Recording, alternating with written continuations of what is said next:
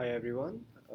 We are here for our Business and Corporate Law group assignment for the trimester 2, 2016. We consist of the five members, and the five members are Ruby Sebastian, Bharat Bhadwaj, Anta Shrestha, Nusi Lamsal, and myself Rajiv Hawas. We on the case study for Tamar Beg was an applicant and Amiram Wenstock was respondent. For the High Court of Australia, the judges were Francis Hine, Crinan, Kafal, and Gagler Zeze and Hamilton AJ. Let's come to the outline part. Big versus one stroke addresses assert the challenging and major point of corporation law. This is a family field of the Winstock family, wherein Tamar Beg is the sister of Amiram Winstock and they are the children of Leo and Harry Winstock. Tamar Beg argued whether the share in LW Furniture Consulted Australian Private Limited described as share redeemable preference shares were able to be redeemed under the Corporation Act 2001. The reason why our group selected this case, our group is representing Amiram David Weinstock and the ORS respondents. This was one of the cases wherein the High Court clarifies the nature of preference share. Beck versus Weinstock came to the High Court on a question about the validity of a company's redemption of a class of shares described as the redeemable preference shares. Rejecting a historical interpretation in favor of a more commercial approach, the court held that private companies may issue preference shares even if they have not issued and do not ever issue any ordinary shares. The employees and the executives. Tamar R. Beck is the director and the company secretary, along with Hedy J. Weinstock. Amiram D. Weinstock, who is the son of Hedy, is the managing director. The facts of this case. LW Furniture Consolidated Limited was incorporated on the 30th of April 1971. LWF was established by Leo Weinstock, who became a founding director along with his wife, Hedy Weinstock. The company's articles of association divided the initial capital into 20,000 shares at around $1 each. These shares included around 14 classes designated from A to N. The classes A to D were described as preference shares, and the remaining classes E to N were described as ordinary shares. In 2004, the issued shares in the company were 5 A-class shares, described in the articles as convertible preference shares, 10 C-class shares, described as redeemable preference shares, and 2 D-class shares, and described as redeemable preference shares. No ordinary shares in the company were ever issued. Leo died in 2003 without having converted his shares, followed by Hedy, who died in 6 July 2004. While Leo's estate was being administered, on 29 July 2004, acting as the sole director of LWF, Amiram and his wife Helen purported to redeem the 8th C shares held by Hedy's estate at $1 per share. Decisions at first instance and in the NSW Court of Appeal. At first instance, Hamilton AJ held that the C-class shares were not preference shares at the times they were issued within the meaning of the Companies Act 1961 NSW nor the Corporations Act. In doing so, His Honor declared the company's redemption of the preference shares void. His Honor's reasoning was that since it is an essential quality of a preference share that it confers an advantage over another class of share, preference shares cannot be created unless at the time of their creations, shares had actually been issued over which they had a preference. Decisions of appeal. The majority of the Court of Appeal reversed Hamilton AJ's decision and held that the redeemable preference shares were validly issued. The majority argued that it did not matter that the priority right attaching to C-class shares was a potential right only.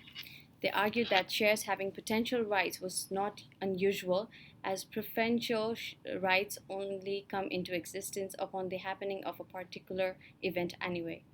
In dissent, Young J.A. argued that if there is no other class of share in existence over which the preference share enjoys priority, then there cannot be a preference share. Decision of the High Court. The High Court unanimously dismissed the appeal. The court rejected the argument that the C-class shares were not preference shares and found that the redemption of the preference shares was valid despite the fact that no ordinary shares were ever issued. French C.J. concluded that the historic use of preference share as a means of raising original capital supported the argument that preference shares could be issued in the absence of issued ordinary shares. Finally, French C.J. rejected the argument that the concept of a redeemable preference share being issued in advance of the issue of ordinary shares was inconsistent with the principle of maintenance of capital.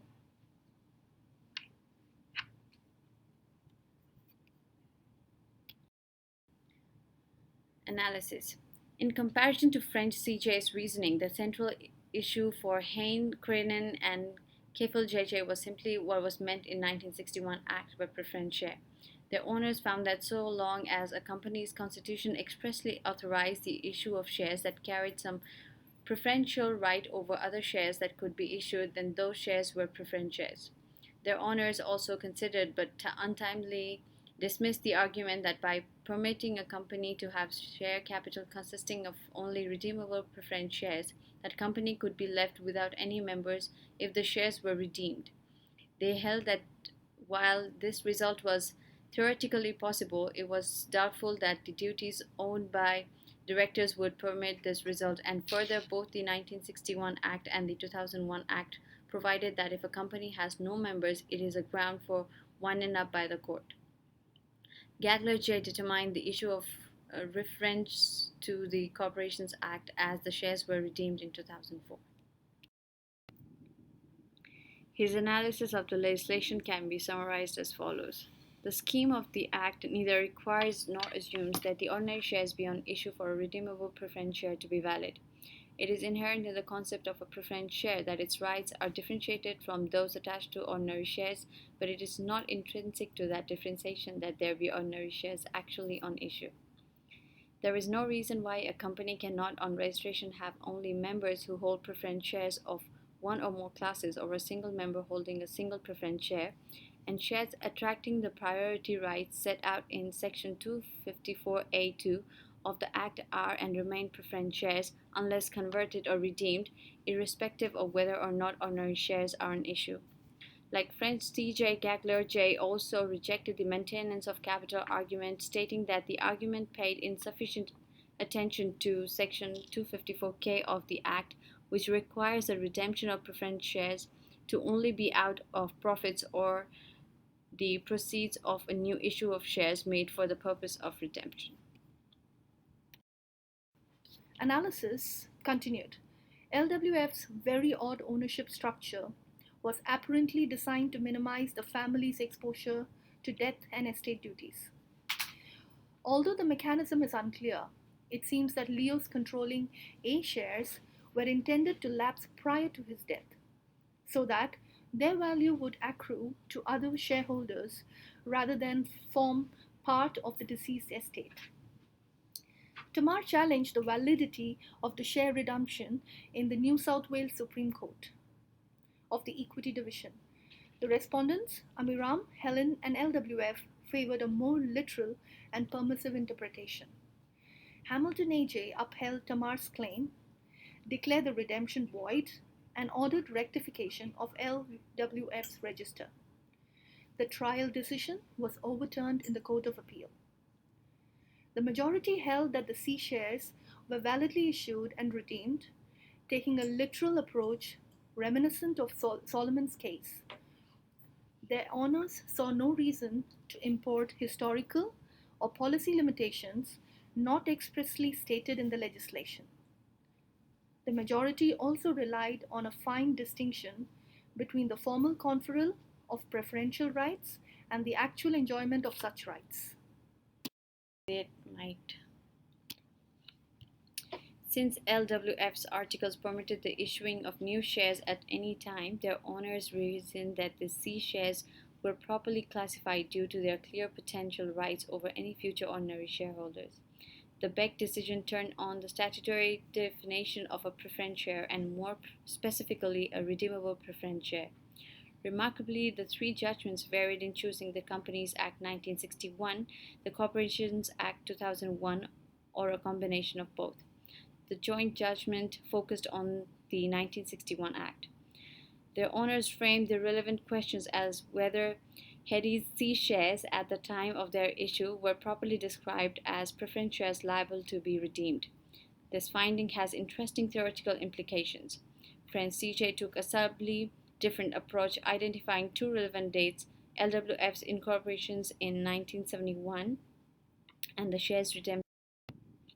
However, unlike the joint judgment, Friends CJ justified these interpretations with reference to a more organic corporate model. In further contrast, Gagler J focused solely on the 2001 Act and barely mentioned the 1961 Act in distilling this question. Gagler J seems to have assumed that the C shares were validly issued under earlier legislation. The rights attaching to preference shares under the company's constitution take effect in contract between the company and the holders of those preference shares immediately on issue. While acknowledging that preference shares were originally used as an emergency device to raise subsequent capital, Friends CJ noted a progressive widening in their use to encompass a plurality of purposes and circumstances. In both the joint judgment of Hein Quenen and Kefil JJ and the judgment of Gagler J, there was a reluctance to imply restriction based on historical concern for the maintenance of capital.